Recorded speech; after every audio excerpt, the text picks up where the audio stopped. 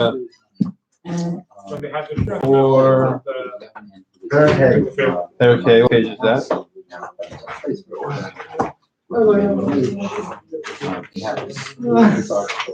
But you need help with Hilchos Vchalitza Perek 433.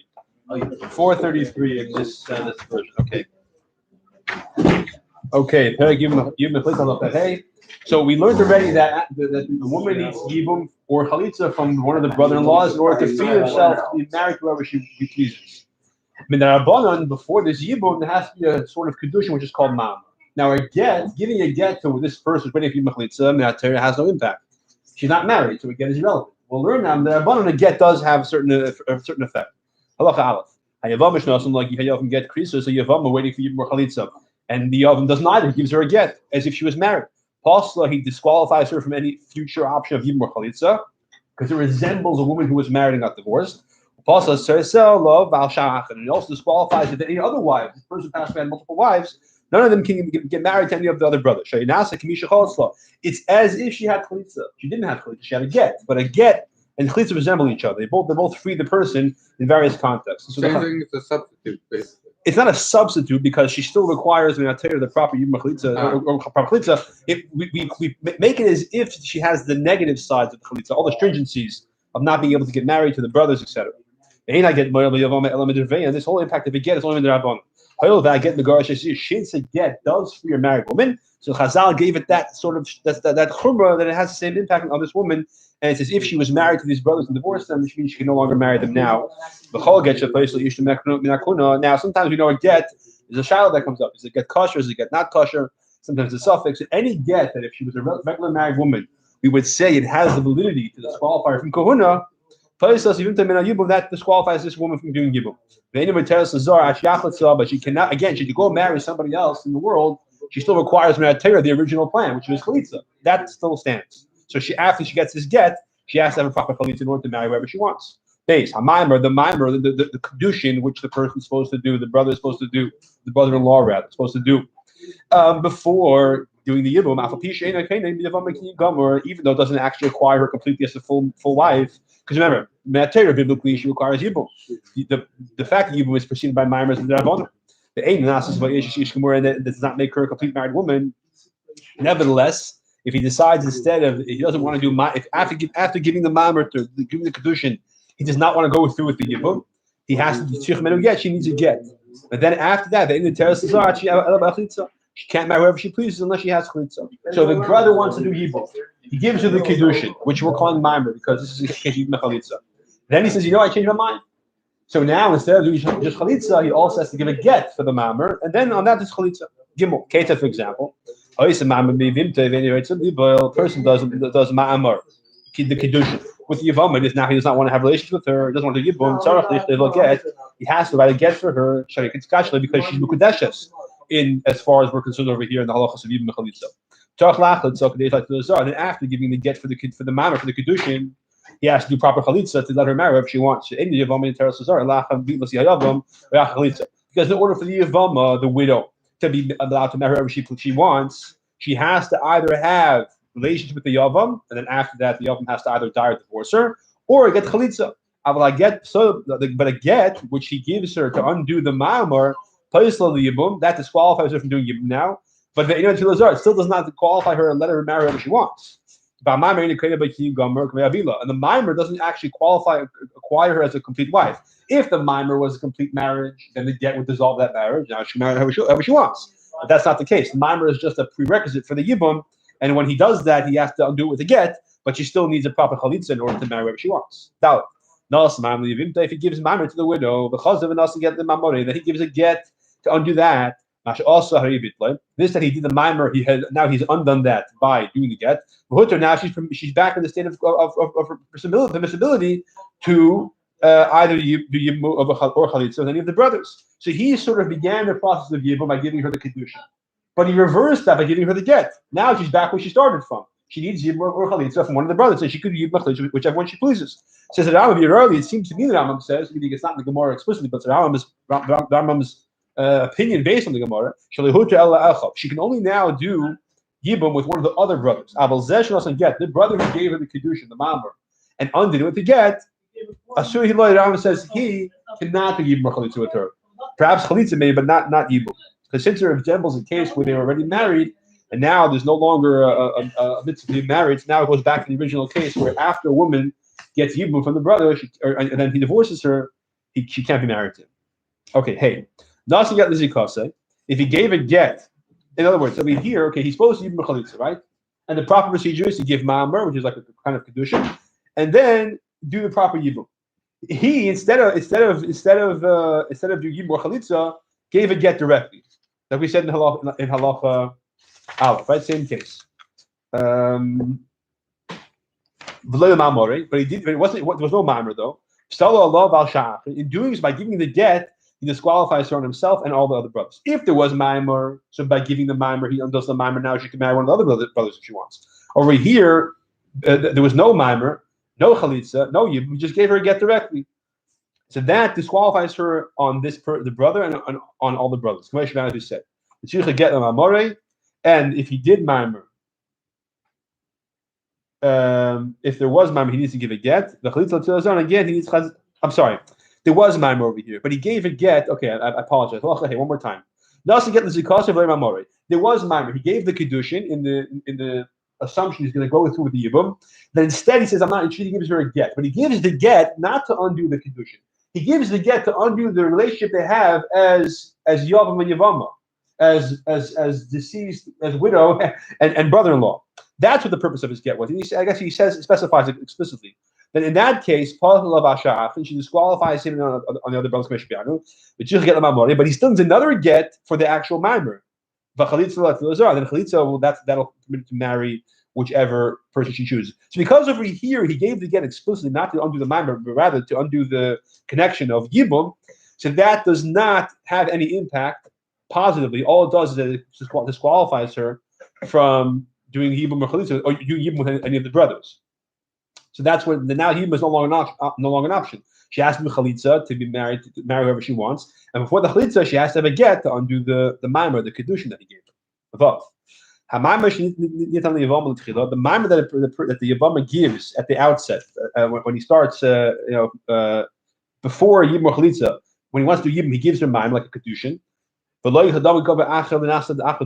it was not preceded by anything else that shouldn't be there, and it was not followed by anything else that shouldn't be there. The brother who gave her the ma'amar gave her the kedushin kesef, and then he married her and had relations with her. That's the proper procedure. That's what's supposed to happen. The brother is supposed to give her the kedushin, which is called ma'amar, and then that's followed by relations, which is yibum, and that's how it's supposed to be. However, if anything which doesn't belong before or after happens, that ma'amar is not called a ma'amar kosher. It's a problematic ma'amar, as we'll see now all these different examples. Because may get the chalitza if before giving her the ma'amar he gives her a get, or he does chalitza, whether it's this person who gave her the ma'amar, or it's a different brother, or whether he does the get or the chalitza to this woman who gave the ma'amar, or it's to different wives. Or if,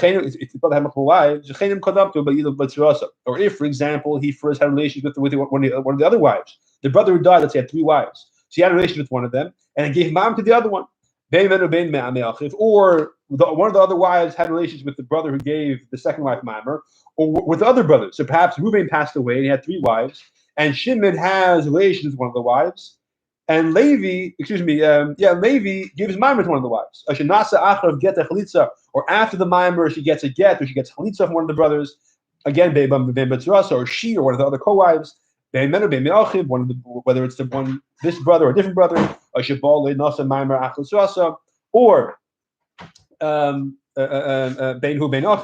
either here one of the brothers has relations or gives ma'amar to her or to one of her co-wives, or one of the other brothers does a second ma'amar or has relations with her, again with her. That's called a ma'amar apostle. Whether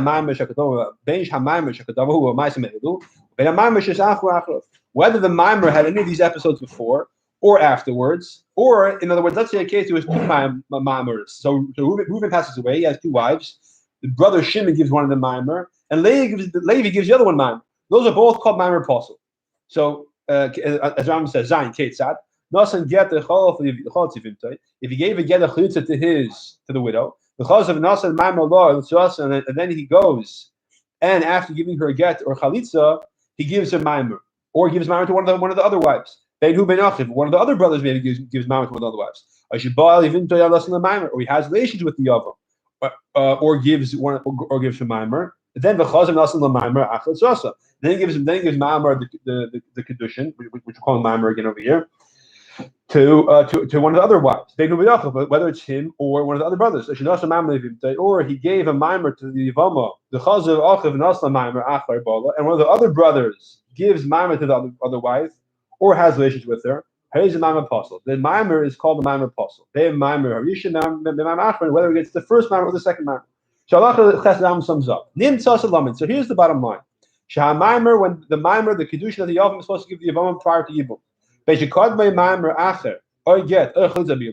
Whether it was preceded by a different Maimar, or a get, or a Chalitza, or a Be'ilah, and whether that happened to her or one of the other co-wives, or the Maimar preceded one of these other things, the Maimar was followed by a get, another Maimar, a Chalitza, or a Be'ilah. That's a Maimar puzzle. So what is exactly a Maimar Kasha then? Maimar, when one brother gives the wife, the widow, one of the widows, the Kedushin, then afterwards he has relations with her. This is the halachic proper way of doing it. So when before or after the brother gives her Maimar, she or one of the other co-wives receives a get, Chalitza, Be'ilah, or Maimar from this Yavam or any of the other brothers before or after that Maimar, that's no good. That's considered impossible. Now, in certain situations, it's actually adulterous. For example, if he actually we didn't discuss it yet. No, I'm sorry. Okay, never mind. Test. The relations with the Yavam has with his Yavama or as supposed to be ideally after doing Maimar with her, after giving her Maimar, and nothing preceded. That's called a proper Be'ilah. If before the brother, let's say Shimon, had relations with the Yavama, another brother gave her the Maimar, the Kedusha D'Rabbanon, or he gave her a get, whether it's from Shimon or from a different brother, or if one of the other co-wives, or it's with herself, or one of the other co-wives got Maimar. Whether it's again, whether it's from him or one of the brothers, that's called Bila Psula. Just like we said, the Maimar is not supposed to be preceded or followed by anything else except the proper procedure. So too, the relations itself that he has a physical relation, which are the biblical way of acquiring a wife, the actual Yibum, should not be preceded by or followed by anything else other than that. Yud. The Chalitza that Yavam does for Yavam, let's say the Chalitza. So in Loi if nothing precedes it, that's called an ideal Chalitza. You come and get a Maimar if the Chalitza was preceded by a get or preceded by Maimar. Maybe Yavam whether it was by this Yavam or one of the brothers, or with her, one of the other wives, as Nikas Chalitza Psucha, that's called an inferior Chalitza. It's an inferior Chalitza because ideally, Chalitza is not supposed to be preceded by or followed by anything else except for the Chalitza itself. The Chalitza is what frees her to marry whoever she wants. And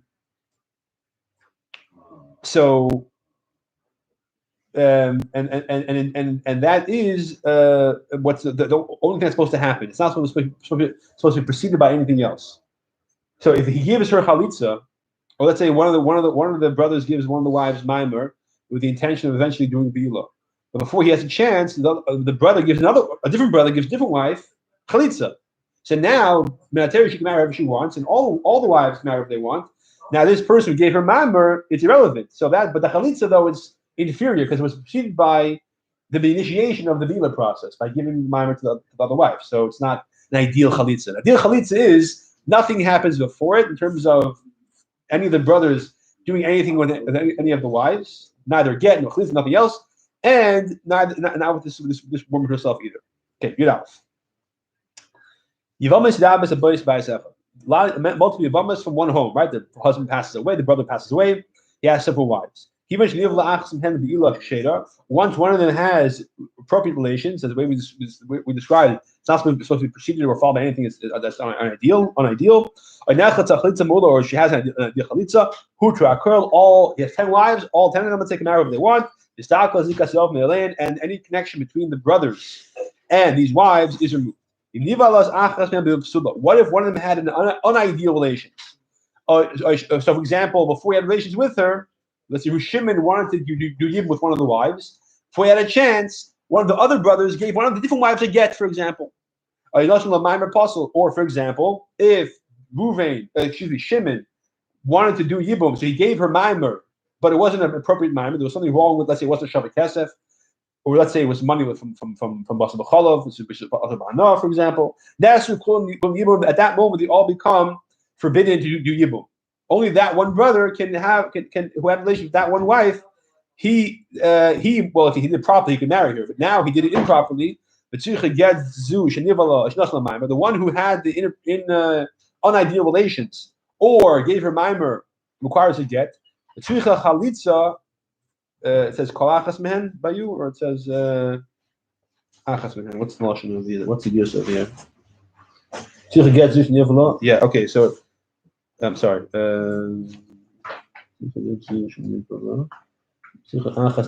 so it's achas, not kol achas. So so the one who had relations in the unideal state, she needs a get. Because they had relations. Or if he gave her ma'amer, she needs to get the drabanan.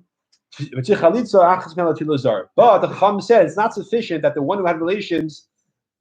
Normally, when one of the sisters has relations in any context, she's now considered the wife of the brother who was with her. Now, all the wives can marry her. All the other wives can marry her however they please. However, the Chacham disqualified this Yibum, so therefore, Minatera, she needs a get. But still, one of the other other co-wives requires chalitza. Midarabon. Because it's inferior relations. So the Chacham said that we can't let the other wives marry whoever they want until there's a proper Yibum, followed by the husband, the brother divorcing her or dying, or a proper chalitza. Good base. If one of them has an inferior chalitza, so for example, Shimon gives chalitza to one of the co-wives, but he didn't know before he did that the other brother gave ma'am or get to one of the co-wives. The one who had the chalitza, the unideal chalitza, even though it was unideal, she still gets to marry whoever she wants. We don't say she needs a second chalitza. However, the other co-wife, normally when one of the co-wives, since he died, he had 5 wives. One of them gets chalitza, the other 4 can now, all 5 of them, in fact, can marry whoever they want. And here we say, no, since it was an inferior chalitza, only she marry whoever she wants. The other 4 are still bound, and one of them has to get chalitza. The alternative is, let's say that one wife who got the inferior chalitza, if all the other brothers give her chalitza, so now that also permits all the other wives, because they all remove their themselves from her by all doing chalitza to her. So since she has no connection to any of the brothers, so all the wives have no connection either. Because again, an inferior chalitza does not remove the association between the Yavam and the brothers, unless she has chalitza from all the brothers, or unless they all have chalitza from a different brother. So either she has to get chalitza from all the brothers, or all the other wives have to get chalitza from a different brother. Or they can all get from different brothers, but the point is that either all the wives have to get, or all the brothers have to give. One of the two. Yid Gimel. You don't have to have both. You don't have to have all the brothers give chalitza to all the wives. That's not necessary. Yid Gimel. Call Yivama. Anytime Yivama has relations with her brother-in-law, whether it's ideal relations or not ideal relations, even if the Be'ila is after the chalitza. And again, after the chalitza, we said there's no longer mitzvah Yibum because they're free. So there's an Isser Asay for any of the brothers to have relations with any of the wives. Whether it's the one who did chalitza or one of the other brothers, whether he did it for the sake of marrying her or the sake of classical marriage, or for the sake of doing Yibum, but again it was after chalitza. I mean, even if it was after chalitza, even if one of the brothers, let's say, did yibum with one wife, and another brother now wants to do yibum with a second wife, whether it's him or his brother, there's necessary to have a get. Because she becomes an Eshish Ish by having relations. Even though there's no mitzvah of Yibum, but having relations itself does create a marriage. These days, is there Chalitza? Sure, absolutely. Really? There's no Yibum nowadays in Ashkenazi communities. It's Chalitza, yeah. I'll tell you about it, one particular case I know of. It happened, not last decade, I think, at least, maybe a little more. After the Shia, after the recording's off. Any Yivama who is given Ma'amar, again the Kedushin, that's supposed to precede Yibum. Ma'amar Kasha Ma'amar possible, whether it's an ideal Ma'amar or non-ideal Ma'amar. As you said before, there's all kinds of cases where it's not ideal because it's preceded or followed by things that it shouldn't be followed by. There's a get, a divorce necessary because of the Ma'amar. Then afterwards the Ma'amar impact is removed, and then you can afterwards go to proceed with whatever with the Chalitza. Yudal. We already said. Because a get does not make a Yavama, doesn't push away complete the man wherever she wants. Because again, Manatera, you need either Yibum or Chalitza. The get does not do anything. So therefore, it's only impacting the Rabbanon. The and Maimer doesn't acquire her as a full wife. However, relations does make her a complete wife to the brother-in-law. And the Chalitza does completely free her to marry wherever she wants and removes her from this house. Therefore, if there's a get after a get or a mama after a mimer, because the whole thing is only the Rabbanon as a procedure, it does have an impact, and whatever stringencies it imposes, we'll see it's effective. So, for example, if one of the brothers gives one of the wives a get, and the other brother gives the other wife a get, even though the whole get is irrelevant over here, they can't marry each other's relatives now. He can't marry any of their mothers, their daughters, any of these things. However, relations after relations, chalitza after chalitza, the second one is irrelevant. Similarly, get or chalitza after relations is irrelevant. Now, over here he means a get, which is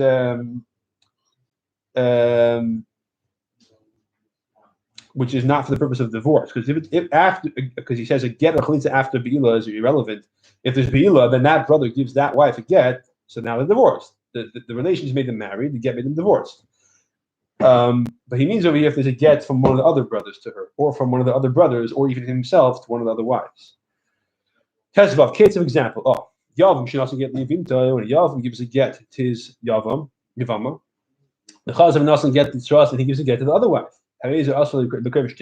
He can't marry either of their relatives now. They're all treated like divorces from him. So even if, just like if they were married and he divorced them, now he can't marry their mothers, for example, their daughters forever. So one of the arayas. So here, the Rabbanon, the get he gave, even though Manatera has no impact, he can't marry any of their relatives, their mothers, their daughters, etc. Two of the brothers give a get to the Yavama. So Shimon and Levi, Reuven dies, he has two wives. Shimon and Levi both give one of the wives a get. She's like divorcing both of them. They both can't marry her relatives. One of them still must do chalitza to make her Manatera permitted to marry whoever she pleases. If someone gives a get to the Yavama, the brother gave a get to the other wife. So Shimon gave a get to one of Reuven's wives, and Levi gave a get to the other one of Reuven's wives. Each one can't marry the relatives of the one he gave the get to. If they gave Kedushin after Kedushin, let's say, as we said, the same thing would apply because Mimer or get, which is like the Rabbanon that could get Kedushin, or the Rabbanon that could get. Both of them make the woman resemble like she was either married to this person or divorced from this person. Either way, we say that there's no marriage, that there's a marriage bond that was created for a moment to forbid the relatives of each on the other, as if there had been an actual marriage followed by an actual divorce. If the Yavam does chalitza, and then he just does chalitza to the other wife, even though once he does chalitza the first wife, there's now all the wives, all the widows of this guy who passed away, who had, let's say, 10 wives, they could all marry whoever they want. So the second chalitza was irrelevant. But Ben Achav, or one of the other brothers, does a second chalitza, or two brothers give a chalitza to one woman, even though the second one is irrelevant. The second chalitza is irrelevant. And the one who did the chalitza afterwards, the irrelevant second chalitza, does not become forbidden on the relatives. She's like a chalitza sha'ar nashim. This is like doing chalitza with a woman who you have no connection to. Imagine you have a woman, you meet her, you have coffee, then you do chalitza with her. It's a joke. It doesn't mean anything. So that's over here. It has no relevance. Once one of the wives gets chalitza, any chalitza done to anyone else has no impact, whether it's her or somebody else. Someone has relation with Yibum, and he or his brother does chalitza with her or with one of the other wives. So first it was Yibum. Then he or his brother does chalitza to the other wife. Again, the chalitza is irrelevant. If here the brother gives a get to the woman who he had relations with, or to one of the other wives, it's not it has no relevance. Why does it have no relevance if he was married to her?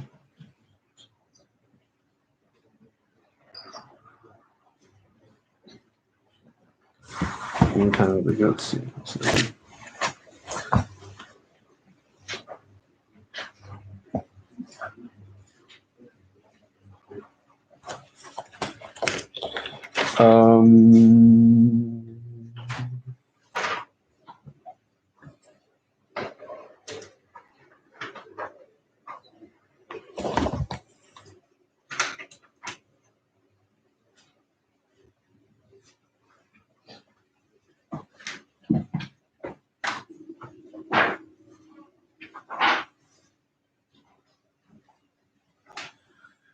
Okay, so I guess the get over here means it's not a get that he's giving mitzvah the Indian of divorce. It's a get that he's giving to undo the Yibum potential.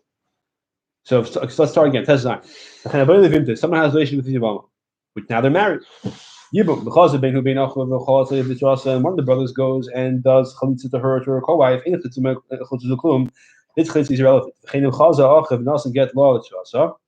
If he or his brother, I'm sorry, yeah, I didn't read it correctly. If not himself, his brothers gives a get to her, to this woman who just got married to the brother by Yibum, and the other brother now gives her a get, or gives a get to one of the other wives, and it becomes irrelevant. Because again, since once Shimon has relations with one of Reuben's wives, they're married, and all the other wives can marry if they want. If one of the other brothers goes and gives Mimer, the Kedushin, or has relations with one of the other wives.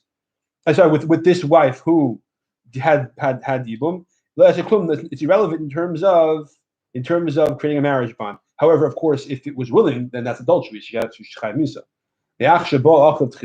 But as far as creating a marriage bond, it's irrelevant. Once the first brother went and had relations with one of the wives, he acquires her completely as a wife, 100%. And if you go over to a married woman, you give a kedushin, she's not married to you; she's married to her husband. If, however, he gives Maimer, or he has relations with one of the other wives, she needs to get, like we said before, because that makes them married, and therefore now she requires a divorce. So if again, Reuven dies and leaves two widows, Shimon has relations with one of them. Levi now goes to the one who had relations with Shimon, who's now his wife, and gives her a get or gives her a mimer. It's irrelevant. If he has relations, gives mimer to the other wife, so then they require a get. Yudzain. What happens if Reuven dies and leaves two wives and live in separate countries, and there's a brother in this country and a brother in that country, and they each hear the news that their brother Reuven died? So Shimon marries the wife in his country. He doesn't know about what Levi going to do, and Levi marries the wife in his country. He doesn't know what Shimon's going to do. Then we find out they both married the wife. So one of them, whoever got married first, did Yibum, and the other brothers should not be marrying any of the other wives. But the problem is we don't know who married first. So who should keep the wife and who should divorce her? They both got married, let's say, on Yud Nisan at 12 in the afternoon. We don't know who got married first. Shnein Yitzu get, they should both give a get. Yitzu Lazarim Lasus Yavim, and they can marry if they please, but they can't marry the brothers now anymore because once you do Yibum Vchalitza, you can't go back to marry one of the other brothers, and one of them is usher on their husband because the other brother did Yibum first. The question is, which one is it? We don't know. Therefore, they both can't marry to the brothers. Therefore, moving Shayim Yushlayim, moving it was Yushlayim. Below Shayim had two wives. Achas ba'akay v'achas with Sir. One in Akay, one in Sir. It's tired. Yeah, T-Y-R-E. Shimon Achiv ba'akay Levi Achiv with Sir. Shimon his brothers in Akay and Levi's in Sir. Shama Shmei Shuvin. They hear Reuven passed away. I didn't mention that Allah should be. Ideally, each one of them, if they want to do the right thing, should not do Yibum until they find out if the other brother did Yibum. One of them went and did Yibum when he's not supposed to. We don't force him to get divorced. Unless we find out for certain that the other brother did Yibum already. When we find out the other brother did Yibum, then we force him to get divorced. Until we know that, we let it be. What if one of them wants to do Chalitza before finding out what the other brother did? So you might think, wait, don't do that. If you do Chalitza and the other brother doesn't know you do Chalitza, he's going to do Yibum. He's now doing Yibum with his brother, his dead brother's wife. He's not supposed to marry. We say the halach is we don't prevent him, and because the worst case scenario it's only Israel say, I guess. That must be the reason. Okay. Yud Ches. Probably 7 minutes. I'll finish after Marav. 35. Yeah? Okay, well, when Minion comes, I'll stop. Okay, when Minion comes, I'll stop, and we'll finish after Marav. Yud Ches. Yavim Kad. You have a Yavim if he passes away with no kids. He has one brother and he's 9 years old. And he's 9 years old in a day. He's not younger than that, but he's not bar mitzvah yet. We said previously that the relations of a child who's 9 years old in one day has significance, even though he's a couple. And therefore, his physical relations has the status of maimer like an adult. I mean, it's a kedusha midrabanan, which is not a full acquisition; it's a quasi-acquisition, quasi-marriage. And the maimer of a child, he sired child, and he sired it's only a kedusha midrabanan, it's maimer. If he does it first before the bila, it has an impact. And this disqualifies this wife from marrying any other brothers who might be adults. If he gives it after having relations, any equivalent is irrelevant. Okay, so we're gonna continue. Yeah, after marriage? Okay. Yeah. Let's say, however, his chalitza and his get, because they require his kavana and adulthood, is irrelevant because he's a child. Okay, so. Can I pause it? Can I pause it or have to stop and start again? How do you pause it? Just say end or what? I don't see why pausing it, no. Okay, let it go. Nah, that's what you should. We can edit it later. Yeah? Yeah. Okay. So let me see the closest does anything. Yeah? Yeah.